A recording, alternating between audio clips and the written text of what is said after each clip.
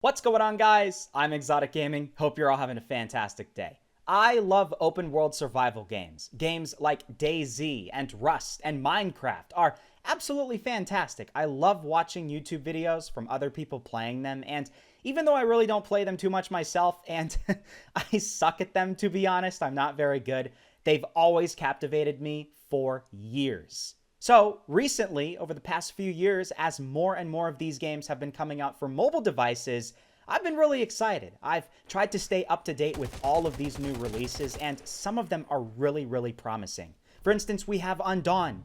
Undawn is a full-fledged PC game that you can play on your phone. It's literally got more content than most PC games. It's got more content than any mobile game I have ever seen before. You got pretty much endless possibilities in that game. It's got great graphics, it's got good gameplay mechanics, such a good story, and it's awesome. I don't know what else to say about that.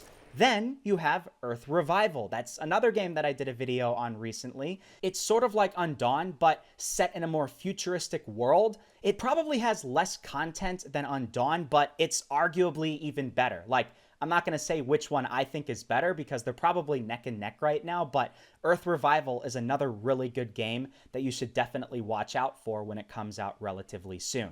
However, we're not going to be talking about either of those games today because there is another open world survival game that's coming out very soon in just a couple of weeks that I need you guys to be more aware of. I've talked about it a couple of times in some of my past videos, and I've been hesitant to make a video on it because a few months back, it wasn't really in the best shape, and I didn't think it would really compete with games like Undawn and Earth Revival. But as more and more updates have been coming out, this game is getting better and better. And in time, I think this game could easily be one of the best open world survival games for mobile devices. We're talking about Mission EVO, known in the past as Project EVO. I'm sure many of you all have heard of this game before, and the reason this game has more potential than almost any other game is this game is made in Unreal Engine 5. If you don't know anything about Unreal Engine 5, it's one of the best game development programs out there. You can make things that look as good as real life, as you're seeing right here. Look at this footage. You would think some random person is recording this on their phone in the train station, but no, somebody has made this in Unreal Engine 5. So think about that. Imagine if the developers of Mission EVO continue developing this game further and further and further, we could get one of the best looking mobile games ever, and it's a full-on open world survival game. Now, in Mission EVO, there's a lot of stuff that you can do. It's got tons of content, maybe not as much content as games like Undawn and Earth Revival at the moment, but it's got pretty much everything you could possibly want in an open world survival game. The map graphics are pretty good as of right now. There is dynamic weather. There's a lot of different sceneries from snowy mountains to forests to deserts. There's a whole temperature system, and you have to craft clothing and other stuff in order to stay warm if you're up in the snow, for instance. There are zombies everywhere, and at nighttime they get more dangerous. There are special events that play out at random times that keep the game interesting. There's a whole base building element to this game where you can basically collect items and resources. Maybe it's stone, maybe it's wood. Then you can build your base and then slowly upgrade it over time to be better and better. And then you can actually raid other people's bases and get their gear.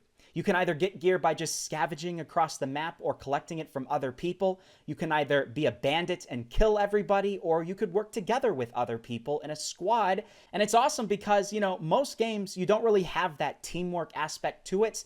In a game like this, it's very heavily reliant on teamwork. There's two different game modes that you can jump into, casual mode or standard mode, and we'll talk a little bit about that later on in this video, but this game's got basically everything. It's got tons of different items, tons of different animals that you can interact with, lots of different vehicles. You can literally ride a horse in this game. You can tame a horse and then use it as your primary mode of transportation. Lots of different weapons, and then there's actually pretty decent weapon mechanics. There's airdrops, for instance, where you can get some pretty easy gear, but, a lot of other people are going to go there, so it's probably a pretty dangerous area.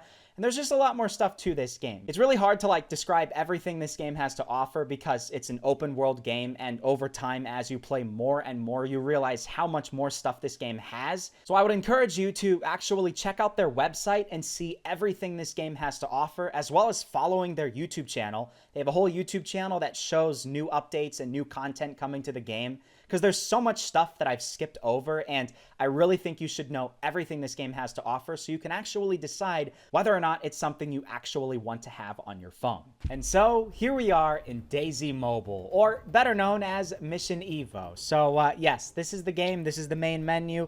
Looks pretty good. Nothing spectacular, but I don't think too many people are complaining about that. To start, before we jump into our game, I just wanted to let you all know that there are 2 different game modes that you can play in this game. There's casual mode, which is great for new beginning players that don't really understand the map at all. If you die in casual mode, then you don't lose anything on your death. So if you go into a high traffic area, somebody shoots you, you die, you respawn with everything that you had before you died. So there's much less of a risk there. In standard mode, though, this is where it's much more like Dayz or Rust or other survival games where if you do die, you lose everything. So it's a lot more risky. What we're going to obviously do is jump into casual just because, well, I'm still learning this game.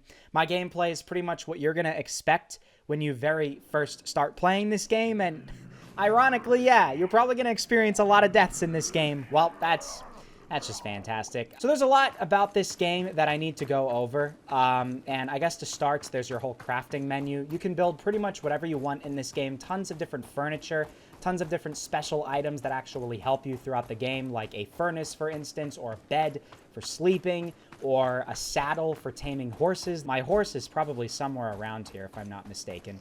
You can also craft other weapons like, oh my god, okay. Why'd you hit me? You suck. Stupid. Oh, look at this guy. Oh, look at you running away. Can't run from ExxotikGaming. Oh, I hit him right before he could shoot me. And now there's more people. Okay, that's great. So yeah, this isn't a multiplayer game, obviously. There are going to be other people around. I don't know where. I just hope... I'm gonna die. I'm gonna die. Oh my god, I'm not gonna die. Ooh, okay.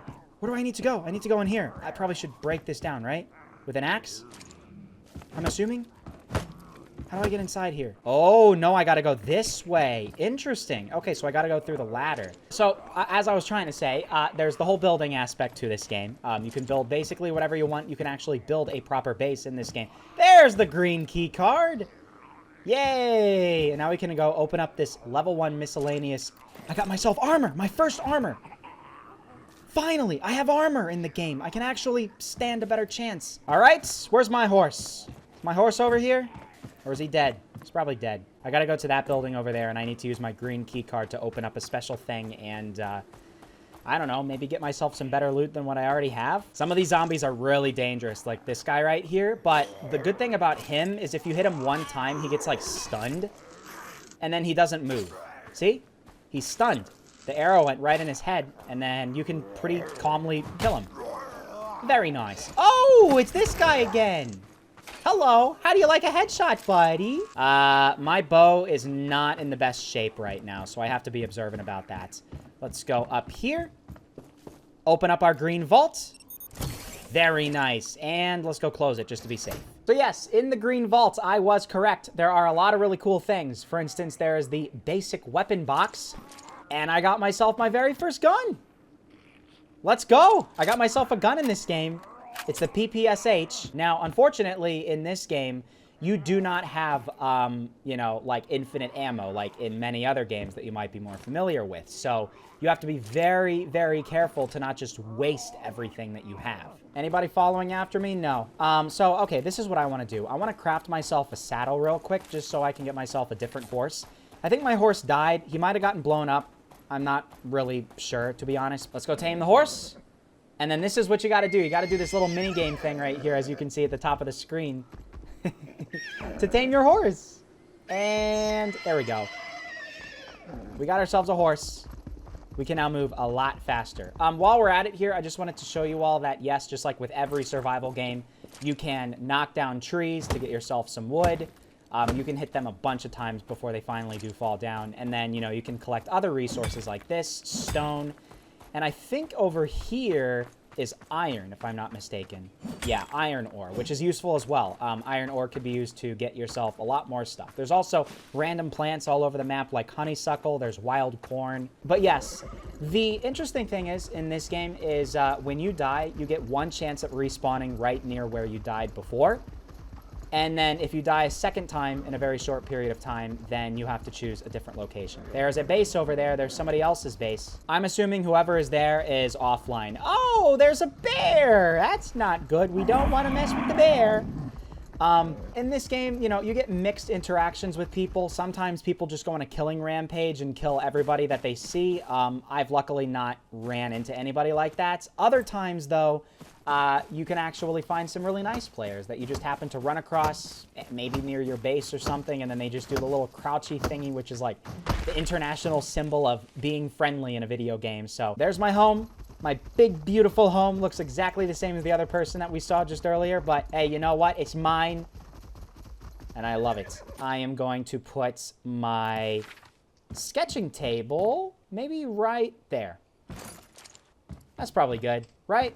I don't know. Let's go see what it's telling me to do now. Ooh, I can go get myself some more ammo for my weapon. And here's another thing that's in your house. It's called the Embers chest, which is basically like a little safe. If it gets destroyed, then all of your stuff stays safe. That's in here. Here's one of your many food sources in this game, corn. You can collect it, get some of that corn, and I'm assuming you can probably cook it to make it more useful, because right now, if you tried to just eat the wild corn, it's not going to really fill you up that much. We're getting pretty close on our furnace here, and I should mention that there's so many different things that you can craft in this game. I mean, seriously, pretty much endless possibilities. All different facilities, all different weapons. You could get yourself like an AUG if you were really, really lucky. It's going to take a lot of resources to craft that, but you can. Then you can also research other things. So you could research an iron pickaxe, and then you could get yourself a better one, an iron machete and an iron axe. And another really nice thing about this game is you collect random items, and it'll tell you what each and every one of these items does, which is what a lot of open world games don't really do. They don't necessarily tell you what these random things you collect are. You know, like glue, for instance. It actually tells you that you can use it to craft various armor, gun attachments, and medical supplies. Now you know it's pretty useful. So let's go back over here real quick. We're going to go claim our charcoal, go to our weapons, go to our ammo, 9mm ammo. We're going to craft the max amount. And there we go. We got ourselves a lot of ammo for our PPSH. So it's telling us now, do you remember the Banshee zombie in the civilization ruins? Let's go and defeat it. If you guys don't remember the Banshee, that is probably the most dangerous zombie that I've come across, other than another one, which is up here by Mount Bedford, which has a sniper rifle. It's called the Scoper.